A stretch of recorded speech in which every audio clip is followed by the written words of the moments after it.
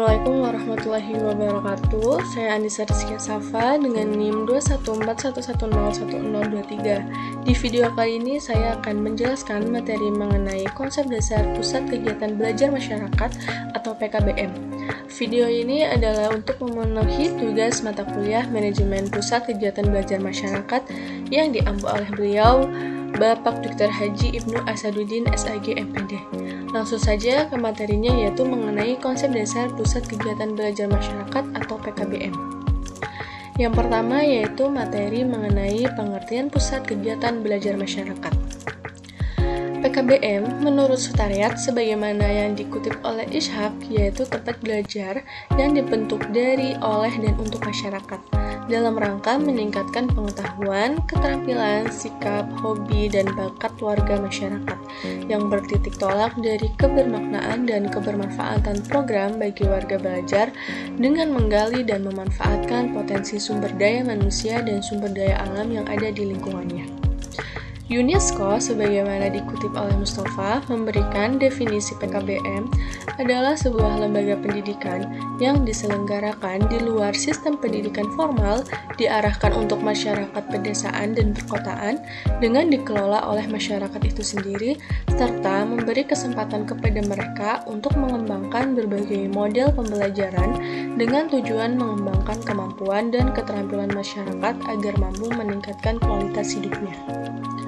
Di sini dapat disimpulkan bahwa PKBM adalah sebuah lembaga pendidikan yang dikembangkan dan dikelola oleh masyarakat serta diselenggarakan di luar sistem pendidikan formal baik di perkotaan maupun di pedesaan dengan tujuan untuk memberikan kesempatan belajar kepada seluruh lapisan masyarakat agar mampu membangun dirinya secara mandiri sehingga dapat meningkatkan kualitas hidupnya.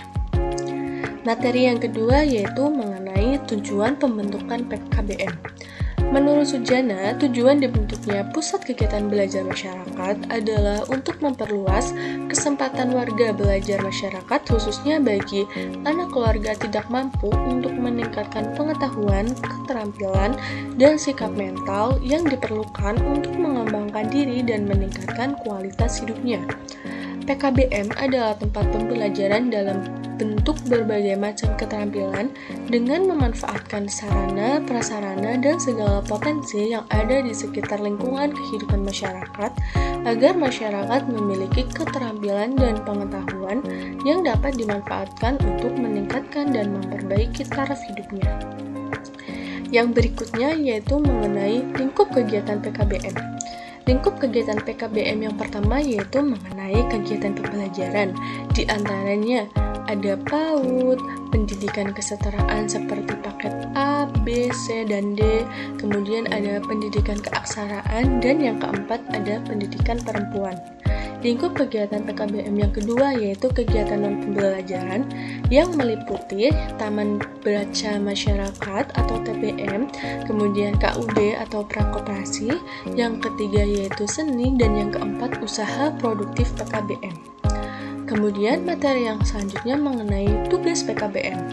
Adapun tugas PKBM sebagai lembaga yang mempunyai peran penting dalam bidang pendidikan menurut UNESCO adalah yang pertama yaitu mengidentifikasi dan menjadi solusi dari kebutuhan masyarakat. Yang kedua, menyelenggarakan berbagai kegiatan dalam rangka memenuhi kebutuhan masyarakat. Yang ketiga, memanfaatkan sumber daya yang tersedia untuk kepentingan masyarakat. Yang keempat, melakukan kerjasama serta kemitraan dengan pihak terkait. Yang kelima, memonitoring perkembangan masyarakat untuk membuat planning pembangunan ke depannya, dan tugas PKBM yang terakhir yaitu mencatat kelemahan dan kekuatan lembaga. Fungsi PKBM. Fungsi PKBM yang pertama yaitu sebagai tempat masyarakat belajar. PKBM merupakan tempat masyarakat memperoleh berbagai ilmu pengetahuan dan bermacam ragam keterampilan fungsional sesuai dengan kebutuhannya, sehingga masyarakat berdaya dalam meningkatkan kualitas dan kehidupannya. Fungsi PKBM yang kedua yaitu sebagai tempat tukar pelajar. PKBM memiliki fungsi sebagai tempat terjadinya pertukaran berbagai informasi atau pengalaman, ilmu pengetahuan, dan keterampilan antar warga belajar. Sehingga antara warga belajar yang satu dengan yang lainnya bisa saling mengisi sehingga setiap warga belajar sangat memungkinkan dapat berperan sebagai sumber belajar bagi warga belajar lainnya. Kemudian fungsi PKBM yang ketiga yaitu sebagai pusat informasi.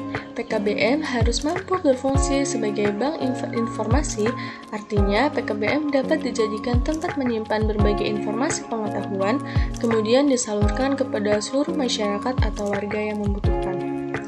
Sebagai pusat penelitian masyarakat, terutama dalam pengembangan pendidikan nonformal, PKBM berfungsi sebagai tempat menggali, mengkaji, menganalisa berbagai persoalan atau permasalahan dalam bidang pendidikan nonformal dan keterampilan baik yang berkaitan dengan program yang dikembangkan di PKBM. PKBM merupakan pendidikan yang terbuka untuk semua kalangan.